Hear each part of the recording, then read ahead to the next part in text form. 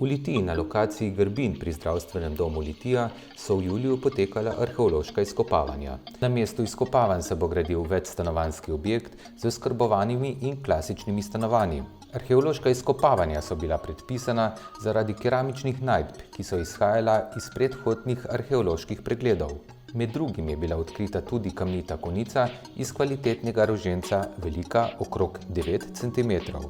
Ja, glede na to, da sem arheologinja oziroma da pridem z arheološko ekipo, se vedno nahajamo samo na ogroženih območjih, ki so zapisani v registru kulturne dediščine. Se pravi, da tam, kjer po zakonu moramo opraviti arheološke preglede ali pa arheološka izkopavanja, kjer je mišljeno, da se bo nekaj gradilo in s tem je potem seveda tudi območje ogroženo, mi naredimo te preglede ali pa izkopavanja. Prišli smo pa sem zaradi tega, ker so se, kot sem rekla, na tem območju, ki je opisano v registru kulturne dediščine, pojavila paleolitska oziroma mogoče je to malo preozko povedano, kamena orodja. Našli smo 2 klince, potem na vmesni parceli tu na vzhodnem delu, potem še mislim, da 5 odbitkov, mogoče eno strgalo,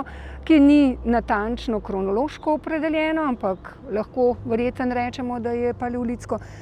Potem je pa prišlo do tega izkopavanja tukaj in ja, smo zelo veseli, da smo tudi mi našli podobno kulturo. Prve znake paleolitskega človeka v Sloveniji že poznamo, tudi pravzaprav v bližini, tukaj sicer Sopote, sta 2 jami, ki naj bi imele paleolitske najdbe. Gre za jami Mamulo in Panivce, potem naprej dol je še Ajdovska jama, ampak recimo v srednjem paleolitu, kamor spada pa tudi to orodje, to je pa čas med 200 000 pred našim štetjem in pa nekako kar 10 000 tudi pred našim štetjem. Seveda je to obdobje srednjega paleolita, ko se pojavlja paleolitsko orodje. Seveda se paleolitsko orodje ravno tako razvija od starejšega paleolita, ko imamo samo navadne prstenjake, pa potem do obdelanih kamnitih orodij, ki so še ravno tako precej veliki, kasneje pa v mlajšem paleolitu nastopajo manjša orodja in pa koščene konice. Kar se tiče same najdbe, se je nahajala po vsej verjetnosti v tej strugi, ki je vodila do nekega bajerja oziroma jezera na spodnjem delu, lahko rečem izkopnega polja, ampak tja so vodile še druge struge. V bistvu ena zelo plitva in še ena globja, ki se tamle nahaja pravzaprav na najglobjem delu. In na osrednjem delu tam je prišlo še do zbiranja vode.